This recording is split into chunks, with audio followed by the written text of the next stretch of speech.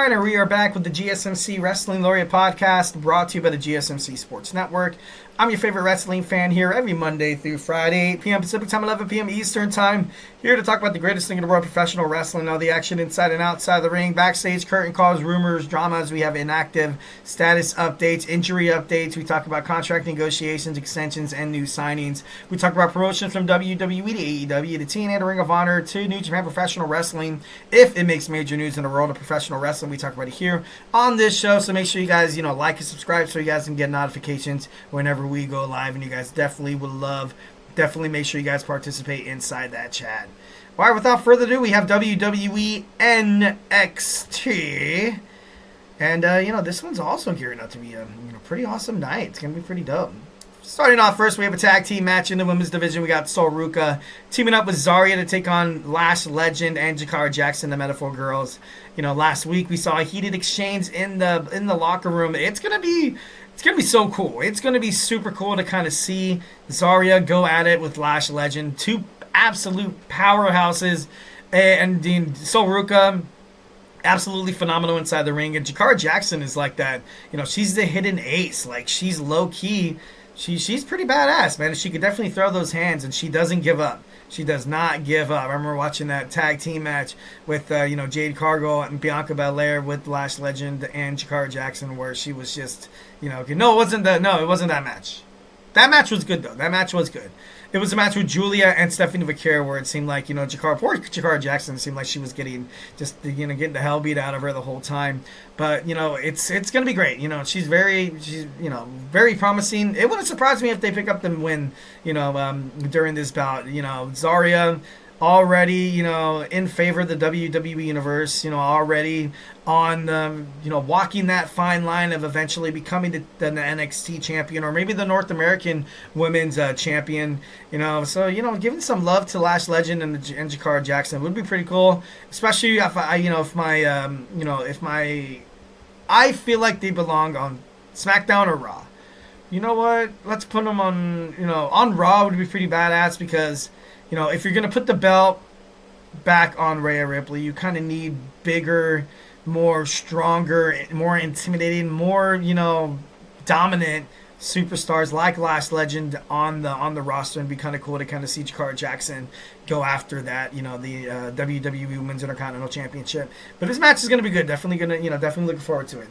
Axiom finds himself in an uphill battle taking on Oba Femi, and obviously last week it was kind of a miscommunication between the tag team once again. And I hope this doesn't contribute to them breaking up, because I feel like these two are ultimately better together than they were apart. I would like to see Nathan Fraser and Axiom make their way onto Monday Night Raw.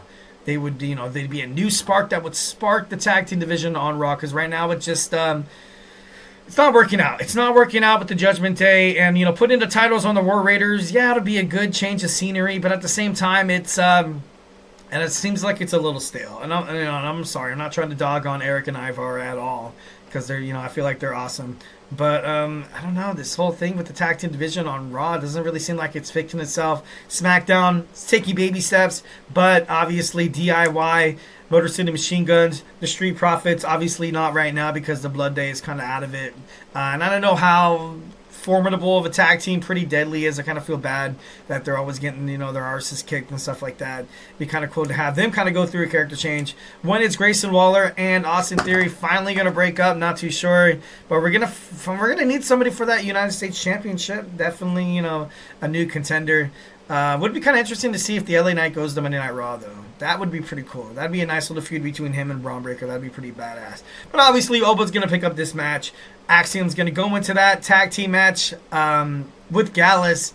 Not 100%. He's going to be beaten. He's going to be battered. I hope they win. I don't see any reason to take the titles off them, especially given the Gallus.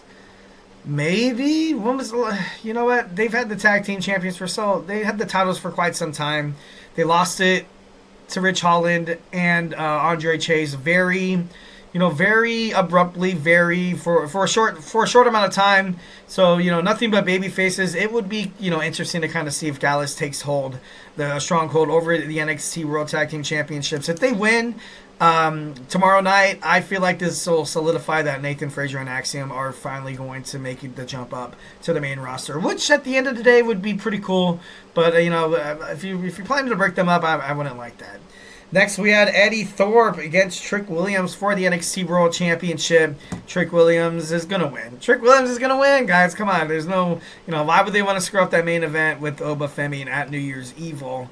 Eddie Thorpe, though. Eddie Thorpe, man. The guy who took out himself. That's crazy. I got to be honest, when he unveiled it to Ava was pissed. For me, I was kind of like, wait, is this guy serious right now? Like, that's crazy. Yeah, I already know who the attacker was. Oh, you found out who attacked you? Yeah, myself. Like, it was a little funky. It was a little funky, but overall, it is professional wrestling, and it's the entertainment factor, and we love it. But Eddie Thorpe, just like, man, I don't want to compare it to that match because it seems like it's a little bit different, but this is going to be a great spot for Eddie Thorpe to kind of ultimately prove that he is, he's Heritage Cup material. He's Heritage Cup material, and when Lexus King, we're going to talk about it later, when he becomes the Heritage Cup champion, which I think he will, they can have a nice little feud with him and Eddie Thorpe because they used to hate each other back in the day.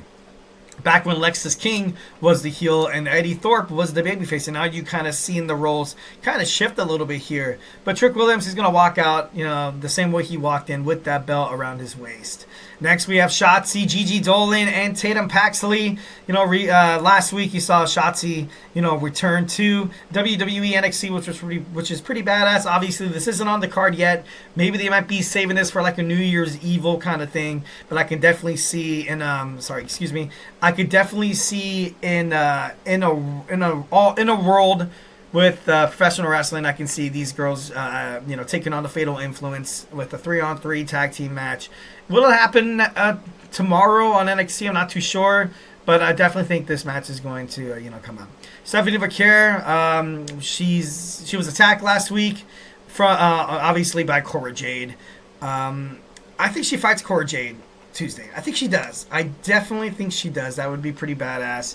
Stephanie Vaquer finally jumping into the whole singles kind of competition, which would be, it's about time. We're going to get some more hype between Giulia and the NXT World Women's Champion Roxanne Perez heading into New Year's Evil, so that should be pretty badass. Last week we seen OTM get into it with the No Quarter Catch crew. Ren Sinclair and Jada Parker seemed like they were kind of beefing. Actually, no. I think it was more or less Jada being pissed off about everything. And poor innocent Ren Sinclair getting being at the wrong place at the wrong time. Definitely terrible. Lexus King, Charlie Dempsey's going to give Lexus King a second chance at the NXT Heritage Cup, but he has to work out with him. I don't know what that means. Should be pretty interesting to kind of see. I don't know his workout regimen. That's kind of what I'm looking forward to the most. But yeah. Ethan Page, after losing against Tony D'Angelo, he seems like he's a lost cause. Seems like he's more down on himself. Where's the ego? The ego is gone. The ego is not landed. The mustard is off the hot dog. And Ethan Page needs a new storyline. But I don't think it's going to be on NXT. I really honestly don't. Tony D'Angelo, what's going to be next for the NXT North American Champion? Who's going to be his next match heading to New Year's Evil? But, we're all going to find out tomorrow. NXT on the CW. Make sure you guys tune in. All right, guys. It's kind of now we're jumping on to our fifth and final segment. We're going to talk about AEW Dynamite. We talked about a lot of WWE today. Hit some TNA. Now we're going to talk about. We're going to end off in a high note. We're going to talk about some AEW Dynamite holiday bash preview on Wednesday. So don't go anywhere. Grab your favorite bag of popcorn or whatever, or maybe a tall glass of water if you're looking to be healthy. But join us here in about 30 seconds. So hey, do not go anywhere.